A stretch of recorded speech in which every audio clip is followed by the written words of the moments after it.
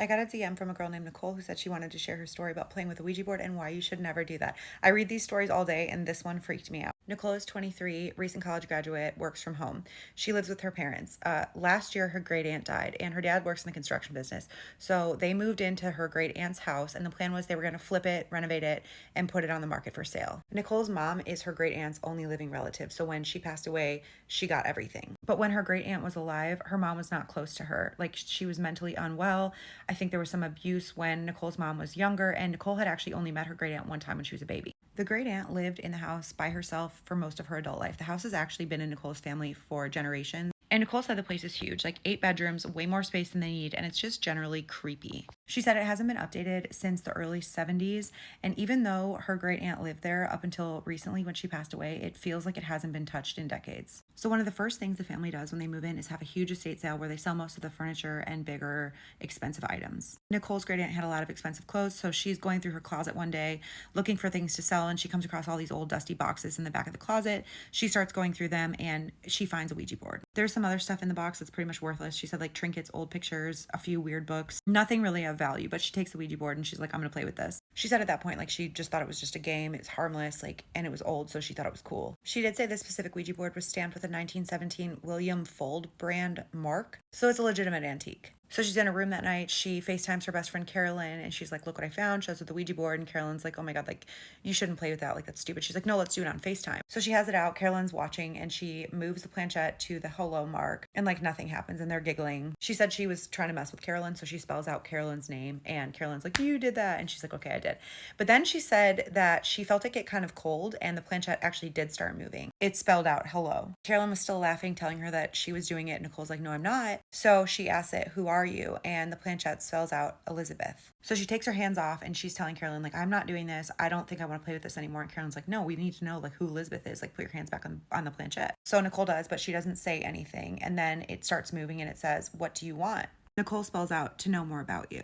It spells out, no, you. So Nicole took that to mean that it wanted her to ask it questions. So she started asking it random questions like, what is her aunt's name? And it knew. She asked it questions about the house. It knew what year it was built. It knew how many rooms were in it. She said she started asking it questions that she didn't even know the answer to, but the board seemed to know. So Carolyn is like not fully convinced that Nicole isn't doing this. And she's like, okay, like let's be done with it. Like, tell it goodbye. But before Nicole can do that, it spells out secrets. And then she says goodbye. So Carolyn puts it away. She's like, I think it was just my subconscious doing it, like whatever, like writes it off. But the next day, curiosity gets the better of her and she pulls out the board again and she decides she's going to play with it again. So she says, hello. She says, is this Elizabeth? And it says yes. And Nicole says, more secrets. Like she's asking it to tell her secrets. And the board says stairs. She says, what about the stairs? And it says, look. She asks it more about the house and it spells out, not a family home. But she's not really getting anything good. She's kind of bored with it. So she says goodbye and she puts the board away. A couple days later, she is working with her dad on a project around the house. He's complaining because he's having trouble with some permits because it's considered a historic home. She starts asking questions about the house and she says,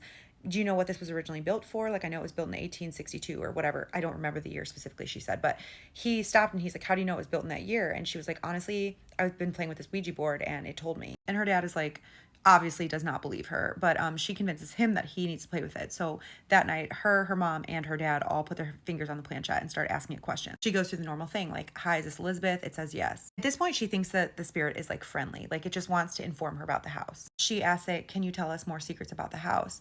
And nothing happens. And her parents are just looking at each other like, we knew this. But then the planchette starts moving like crazy aggressively across the board. And it just says, I'm here and I see you. They all start to hear a tapping on the floorboard above them. So she gets freaked out. She moves it to goodbye and she's like, okay. And the dad's like, it's just house noises. But then she said that there was just crazy things started happening around the house. Like doors would slam shut by themselves. Lights would constantly flicker on and off. Her dad was having a ton of issues with the electrical. And objects would disappear from one part of the house and then reappear in another. Like one specific example she gave is that her dad was using a circular saw. He only had one in the main foyer of the house. And then it just disappeared. It went missing. And they found it in an upstairs bathroom where he had not been working. There would be no reason it would be there. So Nicole has a suspicion that this is like Elizabeth or the spirit making all these noises and causing all this mischief. So she, on her own, because her parents don't necessarily believe that this is real, she contacts a team of paranormal investigators that she finds online. She asks her parents if they care if they come out to the house or like whatever, make yourself happy, entertain yourself.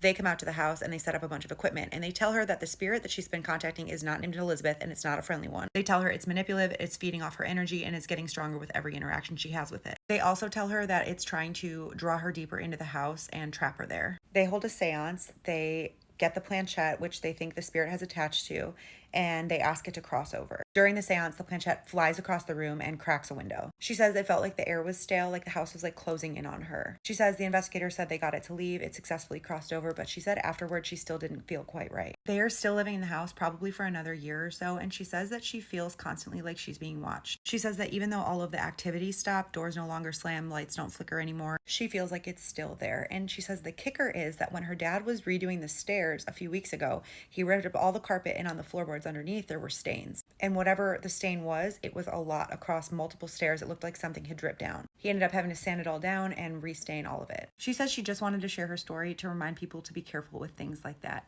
Keep sending me your spooky, scary stories, and I will keep posting them in this playlist. Also, if you guys are on Insta, I have polls every day of which story you want to hear next, so follow me there too.